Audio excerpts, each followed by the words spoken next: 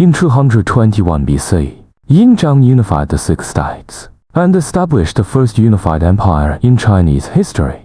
But you may not know that, only 15 years later, the mighty Qin dynasty was wiped out, and it was a seemingly impossible person to the highest power. Was a 4-year civil war. The opponents were two people with very different personalities. One is a noble hero, the noble hero Xiang Yu, who could pull mountains down.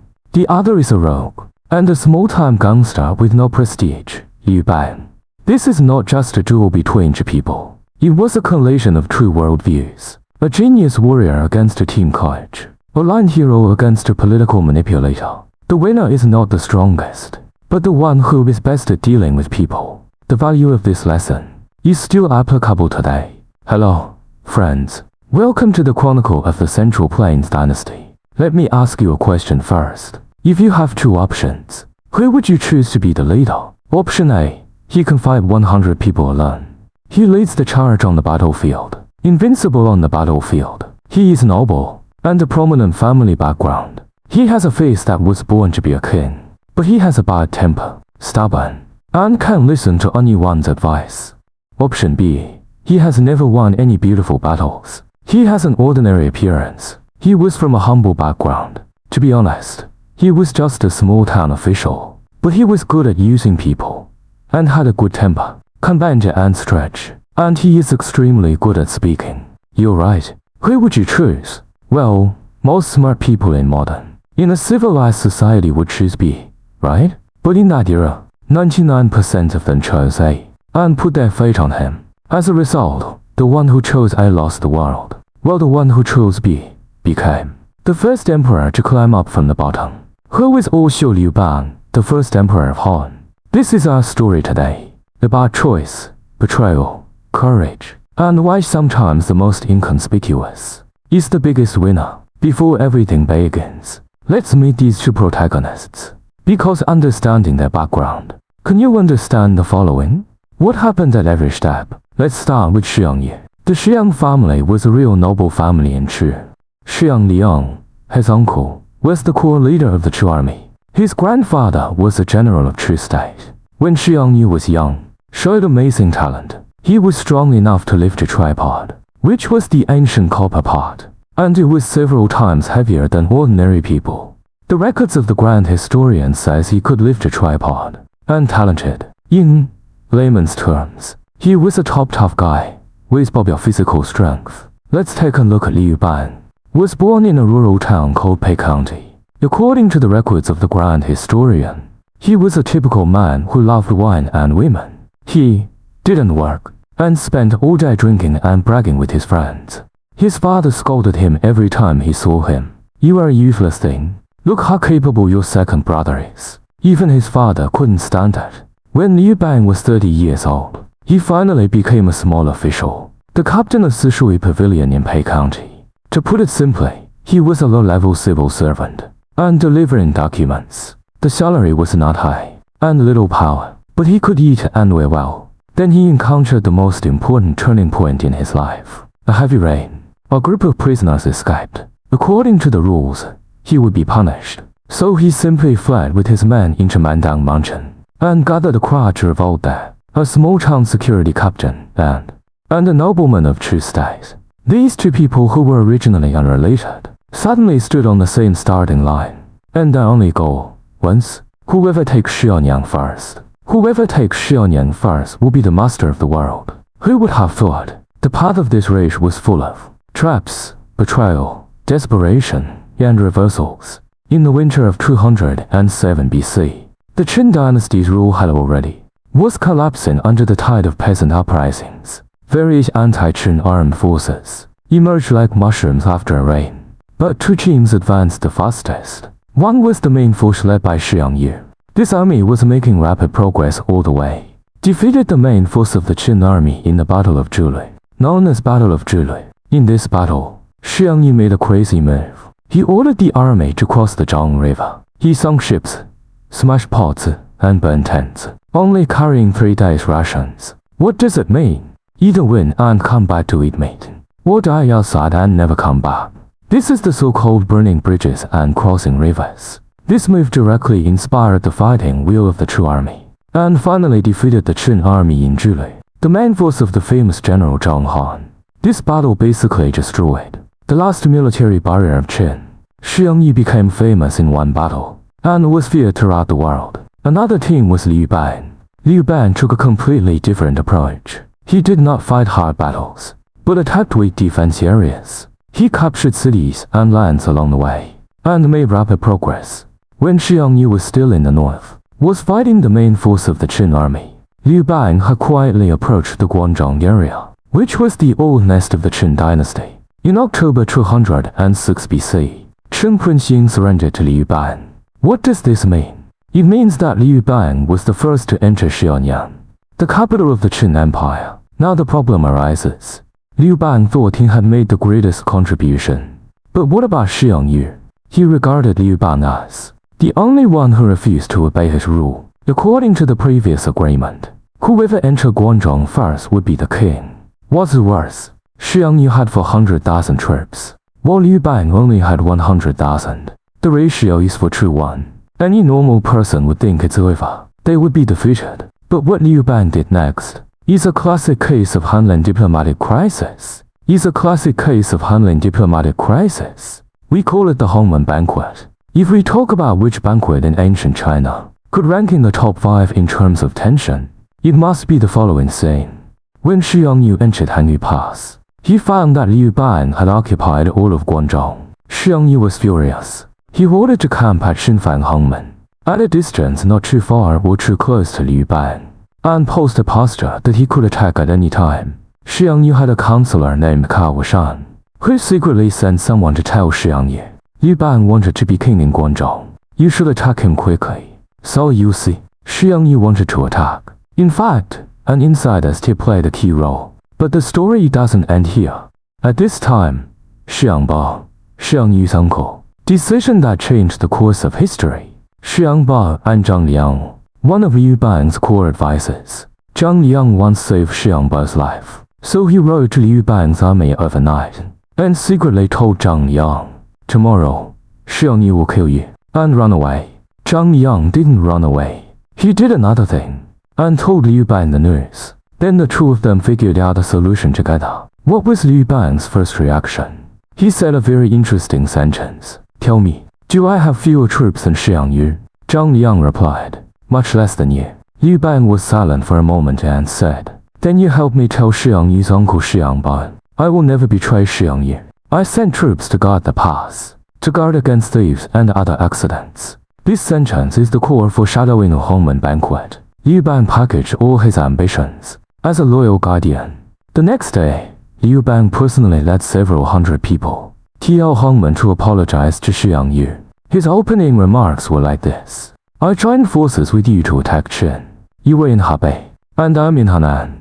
Although I didn't expect to reach Guangzhong first, but now I can actually meet you here. Notice that Liu Bang used, you actually came here to see me, which is a very humble expression. Instead of saying I have occupied your territory. What was Xiang Yu's reaction? He directly sold out his own internal secrets. He told Liu Bang that it was, you told me by Cao Shan, the left Sima. Otherwise I wouldn't be in this situation. See, Xiang Yu directly named the undercover agent. What does this indicate? It shows that this person is extremely immature, politically, and he had no idea of secrecy. This incident later led to Cao Shan was immediately executed after being captured by Liu Bang. Xiang Yu not only betrayed his friend, but also indirectly killed his friend. The atmosphere at the Hongmen Banquet can be described in 4 words, tense. Fan Zhang, Xiang Yu's counselor, was the most determined. He winked at Xiang Yu many times at the banquet to attack, and even raised his jade pendant 3 times. This was a signal, which means it's time to act. But Xiang Yu just didn't want to win. Why? Because he thought that Liu Bang had indeed admitted his mistake. Attacking would make him look petty. Plus Fan Kuei, Liu Bang's famous warrior. The famous warrior broke in and spoke generously, and gave a speech, which further shook Xiang Yu's confidence. Meanwhile, Fan Zhang called Xiang Zhuang, a general named Xiang Zhuang, asking him to dance with the sword to entertain. What was his actual intention? To assassinate Liu Bang. This is the well-known idiom Xiang Chuang sword dance, aiming at Peigong. In a critical moment, Fan Kuei once again stepped forward to stand in front of Xiang Chuang. The situation was out of control. Then Zhang Liang used a delaying tactic. He made an excuse that Liu Bang wanted to go to the toilet and took Liu Bang away. Before leaving, Liu Bang did a very important thing. He asked someone to present a pair of white jade to Xiang Yu, a jade cup to Fan Zhang. On the surface, it was to thank for the hospitality, but in fact, it was a diplomatic gesture. When he returned to the camp, he immediately killed Cao Shang, the one who betrayed him. That day, Liu Bang was just one step away from death, but he survived. It wasn't by force, nor bravery, but wisdom, humility, and a network of people who stood by him at a critical moment. The first thing after the Hongmen banquet, Xiang Yu made a decision that sounded reasonable, but actually laid a huge hidden danger. He called himself the overlord of Western Chu, and then divided the country into 18 kingdoms. Each got a piece of land, and everyone lived in peace. But the problem is that this distribution plan completely disrupted the balance. Xiang Yu assigned himself to the richest area, and put Liu Bang in a remote and barren place, Hanzhong. Meanwhile, he also gave the original Guanzhong land to 3 Chen generals who surrendered to prevent Liu Bang from entering Guanzhong. This is not a peaceful solution. This is a carefully designed encirclement. But Liu Bang didn't rise up on the spot. He was not so impulsive. Instead, he followed Zihi's advice, accepting reality, and gain a firm foothold, and accumulate strength. But Xiang Yu made a bunch of fatal mistakes himself. First, he killed an important person, Shang Zhen. The emperor was the nominal overlord, controlled by Xiang Yu. Xiang Yu exiled him to Chenju, and then sent someone to tell him, "Your Majesty lives in a remote place," and moved to Changsha, and killed him on the way. Do you know what the consequences of this were? In the feudal society, killing the monarch was a huge moral stain. Although other princes were dissatisfied with Xiang Yu in heart, but at least they couldn't openly oppose him. After all, everyone still cared about face. But after Xiang Yu killed Yi, he took off the last fig leaf on his body. From then on, everyone found a justifiable reason to oppose Xiang Yu, to avenge the Emperor Yi. Second, Xiang Yu gave up the strategic highland of Guanzhong, and chose Pengcheng. And Pengcheng, today's Shizhou, as his capital. Some say it was a return to his hometown. But anyway, giving up Guanzhong means giving up strategic high ground that was easy to defend. Third, Xiang Yu became more and more arbitrary. He began to do everything himself. He didn't like anyone to have their own ideas. In his own words, "I decide everything in the world." But in fact, no one really obeyed him. Fourth, and the most fatal point, he couldn't use people. Han Din once worked as a minor official under Xiang Yu, and made many military suggestions, but Xiang Yu rejected them without even looking. Han Din was so angry that he defected to Liu Bang. How successful Han Din became later, that's what we'll talk about later. But the key is that Xiang Yu personally drove the top military genius to his opponent. In contrast, what was Liu Bang doing? He secretly trained troops in Hanzhong, stocking up on supplies, and open up roads. Meanwhile, he sent messengers everywhere, trying to unite other princes who were dissatisfied with Xiang Yu. The peace agreement is like a piece of paper, which looks quite strong on the surface. But in fact, as long as there is a slightly stronger wind, it will be torn. From 206 BC to 200 BC is the most wonderful political and military drama. It was not just a simple war. It is a symphony of human nature, strategy, and destiny. Not long after Xiang Yu moved the capital to Pengcheng, he received a report. Liu Bang marched under the banner of crusading against Xiang Yu. The reason was that Yudi was killed by Xiang Yu 5 years ago, so he wanted to do the right thing. Not long after Xiang Yu moved the capital to Pengcheng, he received a report. Liu Bang marched under the pretext of crusading against Xiang Yu. The reason was that Yidi was killed by Xiang Yu 5 years ago, so he wanted to do the right thing. Liu Bang won the battle. How happy he was. He started drinking in Xiang Yu's palace to celebrate, thinking he had already won. Then Xiang Yu returned. Xiang Yu only brought 3,000 elite cavalry, and took a detour to attack Pengcheng at night. The pursuit lasted a whole day. The Han army was chased everywhere. The corpses blocked the Xuai River. The river was blocked by corpses and couldn't flow. Liu Bang himself almost got captured. His parents, wife, and children were all captured by Xiang Yu. It is recorded that Liu Bang lost more than half of his army. Hundreds of thousands of people collapsed instantly. If you were me, what would you do?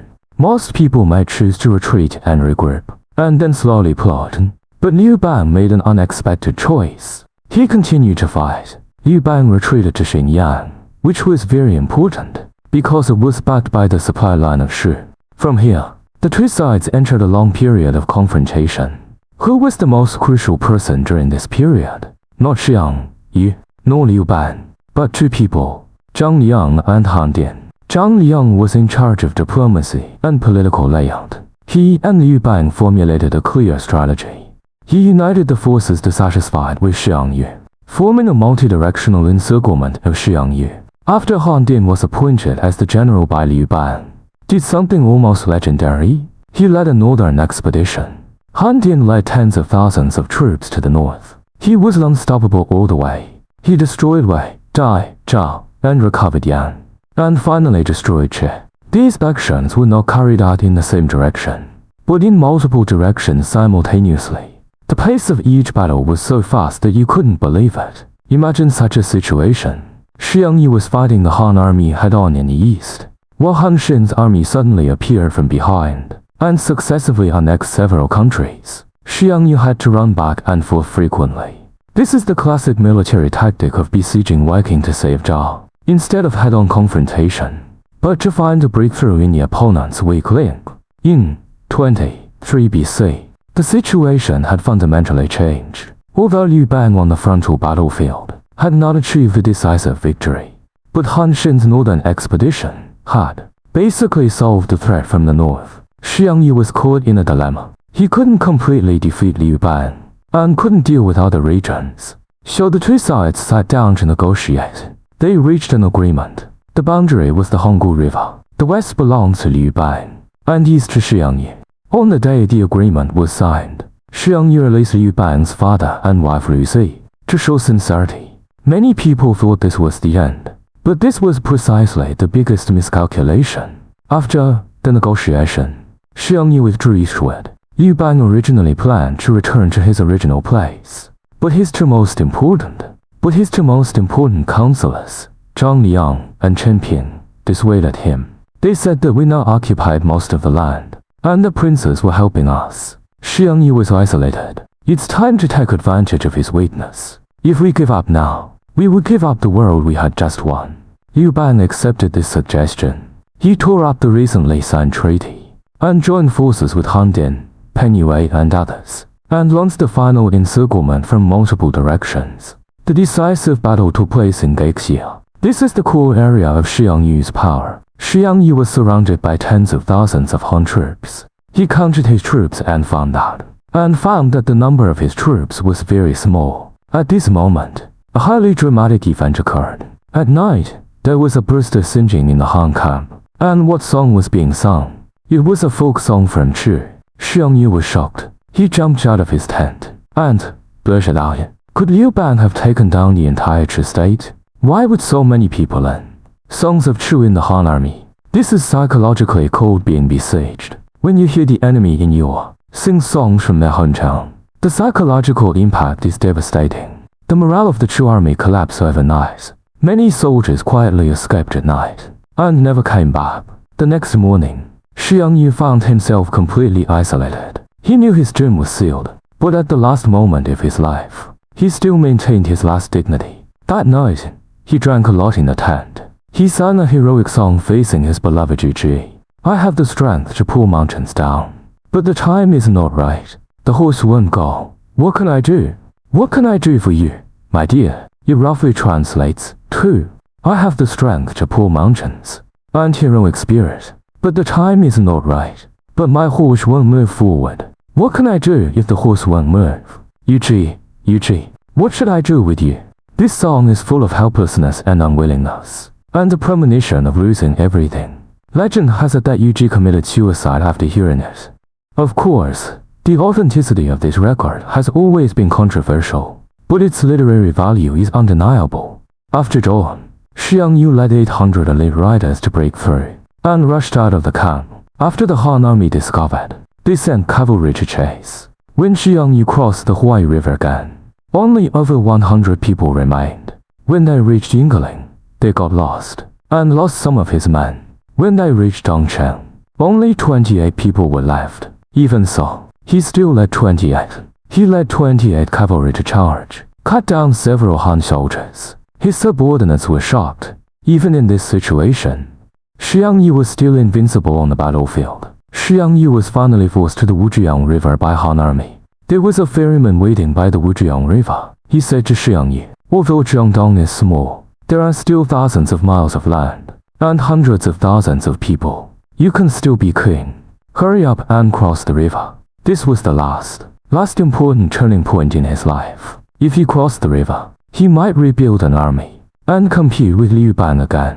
Whether history would have taken a different direction, no one knows. But he refused. He said that I crossed the river with 8,000 men, but none of them returned. Even if the people of Jiangdong pity me, how could I face them? The meaning of this passage is that I took 8,000 Jiangdong men. Men crossed the Yangtze River to fight for the world, but none of them have returned. Even if the people of Jiangdong pity me and are willing to make me king, how could I face them? This is a strong sense of honor, or it can also be said to be stubborn. After giving the Wuzhi horse to the innkeeper, Xiang Yu gave his sword to his old comrades, and let them compete for his head to get rewards. Then he turned around and cut his own throat.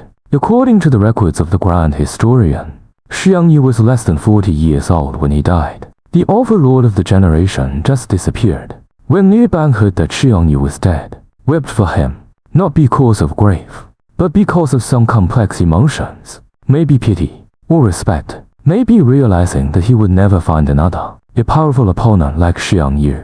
Okay, friends, this story is almost over here. Now let's take a step back and look at the big picture. A person with outstanding martial arts, from a noble family. Why did he lose to a seemingly mediocre town official? The answer is actually very simple, but profound. The winner is never the strongest person, but the one who can unite everyone. Xiang Yu is a wolf. He doesn't need anyone. He can charge into the enemy alone, and defeat hundreds of opponents alone. But this approach is useful on the battlefield. But it was a mess at the national governance level, when he was used to making decisions alone, despise allies, and refuses to compromise. He was doomed to face more and more enemies. But Liu Bang is different. He can admit that others' opinions are more correct. It's not weakness, but a kind of ability. He can lower his stance, listen to advice humbly, and even endure humiliation. More importantly, he knew when to use whom for what. Zhang Liang devises strategies. Han Din led the troops to fight. He handled logistics. Fan Kuai charged into battle. Everyone was placed in the most suitable position. This is not a coincidence. This is a kind of management ability. Xiang Yu had the best innate conditions, but lost because of his personality. Liu Bang had the worst starting point, but won with his human wisdom. What does this story tell us? First, talent is important, but it's only part of success. Without emotional intelligence, pattern, and teamwork, it's hard to go far alone. Secondly, failure is not scary. What's terrible is refusing to get up from failure. Liu Bang was defeated countless times, but he could always make a comeback. Xiang Yu only had one chance to fail, but he never had another chance. Finally, the world will never reward the version of you that you think is the smartest. It only rewards the one who learns. The one who learns to listen and compromise. Okay, friends, this is episode 14 today. If you like our content, don't forget to like, follow, and share. And tell me in the comments section, if you were a friend of Liu Bang, would you have gone on the adventure with him? Would you have gone on an adventure with him that night? If you were Xiang Yu's friend, would you choose to stay away from him? Would you choose to stay away from him? Welcome to leave your thoughts in the comments section. I will read every message. And welcome to subscribe to our channel, so that you won't miss any of our future episodes. Because our next episode will tell the story of the first true female ruler, Empress Liu Han. She changed from a queen to the actual ruler of the empire. Her ruthlessness and wisdom made her one of the most remarkable female politicians in history. See you next time. Thank you for your company and best wishes.